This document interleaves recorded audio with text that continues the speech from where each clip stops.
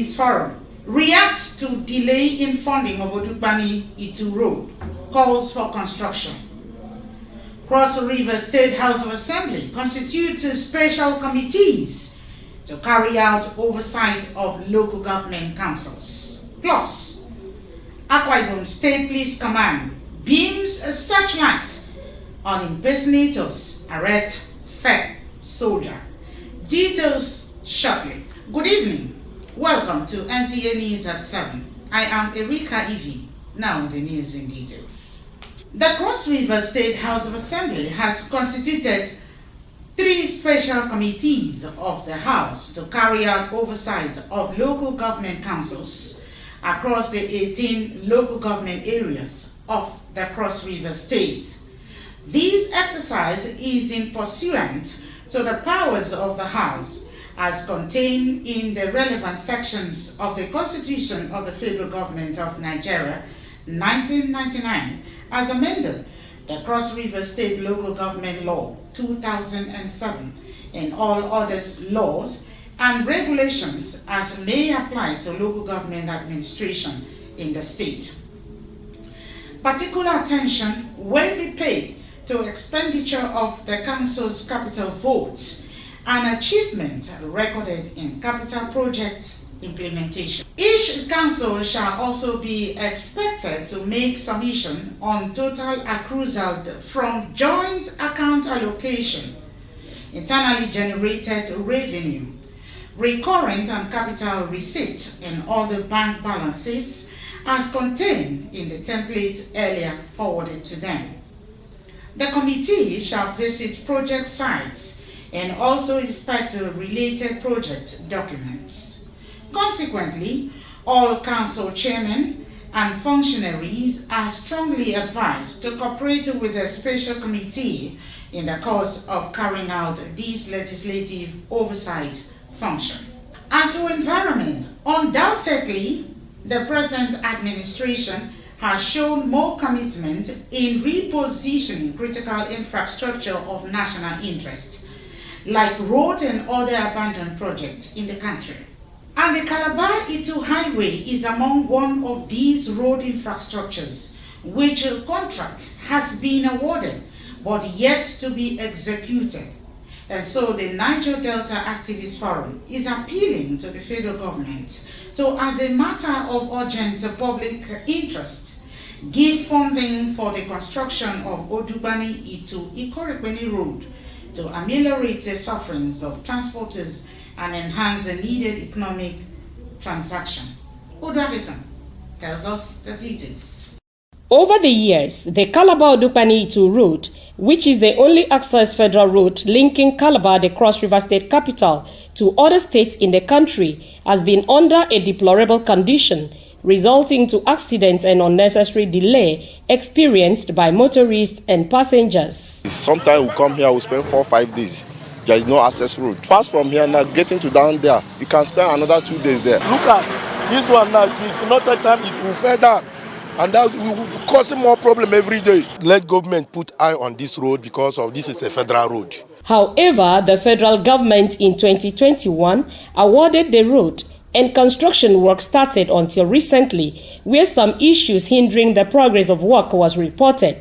Investigation reveals that companies handling the job have pulled out of sight, and this prompted this press briefing in Calabar by the Niger Delta Activist Forum, calling on the federal government to do the needful. The sufferings, the pains, the economic and social woes brought upon our people by the dysfunctionality of the road is one too many. While other projects across the country are being well funded and progressed, this one has virtually remained unattended with huge economic loss and hemorrhage to the people of Cross River State, Niger Delta, and Nigeria at large. The group also noted that it will review the situation in the next 30 days by blocking passage on the road while appealing for the right thing to be done. In Calabar, Uduak Etam, NTA News. Talking on youths, Nigerian youths are being challenged to explore opportunities that abound in the Ministry of Niger Delta Development Commission for self-development and wealth creation. Speaker after speaker harped on these while interfacing with the youth during the commemoration of this year's International Youth Day held in Calabar, Cross River States. Maureen Leo Ajam reports. Drugs, cultism and other social vices among Nigerian youths have been on the increase in recent times, and this abnormal social behavior has continually become a cause for concern to major stakeholders, including the Niger Delta Development Commission. The NDDC therefore believes if the youths are exposed to the ethics and right values of life early enough, youth's indulgence in drugs, cultism and social vices will be checked and minimized. And one of the surest ways in which we can cure this and in which we can bring about sustainable solution to this problem that we have in society is to engage young people like this and let them know the importance of how they need to make choices in life. I found out that a lot of parents just push their children into maybe watching TV and going to school, expensive schools, but they don't have time to really sit down and talk to the children. So because of those things, the children now find pleasure in going into all these vices. What then is the NDDC putting out as a starting point for the youths? What are our comparative advantage? Agriculture. We need to develop skills in agriculture. The NDDC have concluded the procurement process to begin the talent hunt in the Niger Delta. With the popular saying, catch them young, the question is, are young people actually willing to take charge of their future? They should first tell her parents or anyone who is more experienced on whatever is happening in our mind. If we are parents, we should share our problems with people. We should not just go and take decisions on our own. I know that yet we cannot end drugs abuse, but we can reduce the amount of people that are involved in taking of these drugs. The theme for this year's International Youth Day is drugs, cultism and social vices amongst youths. In Calabar, Maureen Leo Ajom, NTA News. Away from the state and talking about NYSC, the 2021 batch C Stream 2 core members nationwide have been encouraged to continue to demonstrate high level of discipline and enthusiasm throughout the period of service year and beyond. The Director General, National Youth Service Corps, Brigadier General Shaibu Ibrahim, gave the encouragement at the swearing-in ceremony of the batch C Stream 2 Corps members. Wisdom Jacob has the details. Administering oath of allegiance to the prospective corps members, the State Chief Judge, Justice Ekaite Obot, represented by Uwemi Britam, enjoined them to always give effective leadership by being transparent and honest in rendering selfless services. The leadership of those in authority, irrespective of their social, The Director General of NYSC, represented by the State Coordinator, Mrs. Chinyere Ekwe, while reflecting on the solemn oath taken to dedicate themselves to the service of their fatherland, advised them to always ponder on the significance of the oath and be guided by its spirit and the contents of both NYSC Act and bylaws. He also reminded that white-collar jobs is not easy to come by, hence the empowerment of corps members for self-employment and wealth creation has been the major focus for the scheme since 2012, encouraging them to avail themselves to skill acquisition and entrepreneurship development.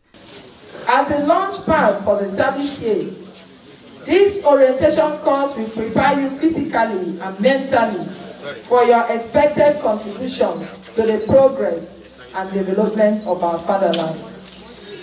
In addition, it will equip you for the realization of your potentials and attainment of individual feats, both within the period of service and beyond. A total of 2,200 corps members took oath of allegiance, 1,400 females and 800 males. From Ikori Tudong, Wisdom Jacob, NTA News. Still on NYSC, Bayelsa State Governor Senator Doye Diri has assured NYSC management of corps members' welfare and security. The governor gave the assurance during the swearing-in ceremony of Batch C-Stream 11 corps members at the Borough Town, Okpokuma. Doris Akumoye has details. The swearing-in ceremony was greeted with lots of excitement as Batch C-Stream 2 corps members were received at the permanent orientation site after 25 years of the state creation. Governor of Bayelsa State, Senator Doyejiri, appreciated the previous governors who initiated the project, which was completed by his administration. He urged the corps members to be good ambassadors of the scheme and contribute their quota towards the development of the state. Purpose in Bayelsa. I like to reiterate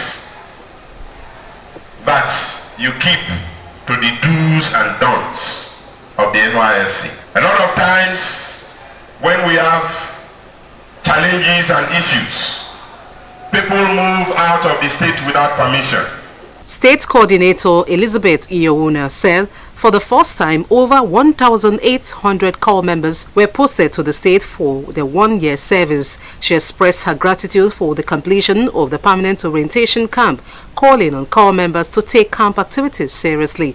I therefore encourage you to ensure healthy interactions, exchange ideas and build lasting friendships with a view of advancing the progress of a united Nigeria. The governor, led by the state coordinator, inspected hostels and office apartments at the camp. From Okpokuma, Doris Akumoye, NTA News. Now to security matters. The Akwa Ibom State Police Command has been its searchlight on impersonators of security personnel and other professionals. While on a stop and search operation along Waniba Road, operatives of anti-robbery squad reasonably suspected and arrested one Akpan during interrogation, which the suspect confessed to be impersonating a soldier. The suspect uses the uniform to deceive, intimidate, and commit heinous crimes around Oran and Uyo. In a similar development, quick intervention unit operatives of the command arrested one Samuel Isaac Jumbo, who claimed to be a medical doctor attached to the University of Uyo Teaching Hospital. The suspect will be charged to court as soon as investigations are completed, according to the statement by the Police Public Relations Officer, Akwa Ibom State, Odiko McDonald. You're watching news reaching you from the studio of Nta Calabar.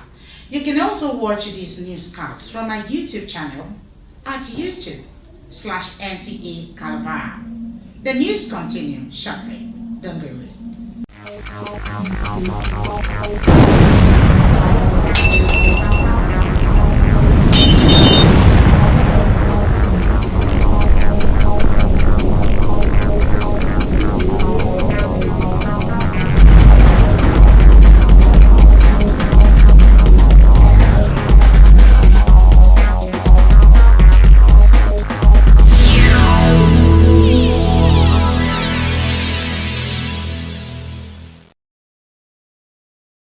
Welcome back to the rest of the bulletin. On a business scene, in a bid to enhance efficiency of micro, small, and medium enterprises, the Director General, SEMDAN, Dr. Diko Umaru Rada, has called for support from other organizations to help in stepping up efforts to meet with global competitions. This was at a 2-day micro, small, and medium enterprises support organizations dialogue for the South-South region held in Uyo. Evelyn Badu Ikbu reports. The micro, small, and medium enterprises is described as the engine of socio-economic transformation globally. Hence, this dialogue and better ways of confronting with the challenges of MSMEs in Nigeria. What we need now is for government to come with a program, the program that the government will locate the real industrialists, the SMEs, the entrepreneurs. I want the SMEDAN because they have been doing a great job. Let them do more in training the women. To chart a new course towards building viable MSMEs, public-private partnership and establishment of a one-stop strategy formed part of suggestions to satisfy the evolving needs of Nigerians' small-medium enterprises. As Medan, we always take the first challenging steps towards sustainable development of MSME in accordance with our mandate. Creating a desirable future for the Nigerian MSMEs is a task before us. The paramount reason for the one-stop shop on investment is to bring every stakeholder, every ministry, every agency of government under one table to engage an investor. The meeting is expected to create a roadmap to entrench an enduring partnership that would bring the needed change in the economy. Evelyn Bedu-Epu, NTA News. On education, to commemorate this year's International Day for the Abolition of Slavery, the National Commission for Museums and Monuments has organized a quiz competition among secondary schools in Calabar. Correspondent Nkoyo Etam reports that the competition is basically on slave history and the importance of slave trade abolition to Nigeria. The annual International Day for the Abolition of Slave Trade by the United Nations is primarily to celebrate the abolishment of slavery in the country and to create awareness on possible ways of ending all forms of slavery in the country. This year's theme for the celebration is Ending Slavery's Legacy of Racism. The theme provides opportunity for stakeholders to highlight the importance of educating people about the transatlantic slave trade and slavery to bring about an acknowledgement of slavery's impact on the modern world and action to address its long-lasting effect. The impact of slavery is that, like we've seen in the galleries, that during those 400 years, Nigeria was at a dark age. And most able-bodied men and women were taken away from this nation to be used as slaves in the new world. So during those 400 years, we lost most of our civilization. We lost the impact we would have made in the world in terms of civilization and other modern growth. So if the white men had left us for 400 years, Nigeria, I believe, would have been one of the leading nations in the world today. The most important thing now is the ability to, break away from the shackles of slavery as per, perpetrated by the Europeans, vis-a-vis what is called modern-day slavery. So, in other words, what I'm trying to say here is that there is a lot of work to be done. We should do that collectively and individually to make sure that slavery and slave trade was, nip on the board, so that we can be able to forge ahead. There are so many ethnic controversies going on around Nigeria. Whichever side would want to find a solution, there will be another side that would want their own opinions and suggestions to be placed first. So I think we just need to work together in unity to abolish slavery in Nigeria, because I know right now human trafficking and slave trade is still going on right now. To make the day memorable, the Commission staged a quiz competition among some secondary schools within the state capital to further educate the students on slave trade and its abolition. Slavery still goes on as a result of ignorance, as a result of exploitation. People are not enlightened on how slavery goes on now in the modern times. People come and lie that they will take you abroad, empower you and stuff, and you end up going there and becoming exploited. So all those are forms of slavery. Modern slavery nowadays is very, very, very bad, and it calls for proper attention to people involved. The victims are crying for help.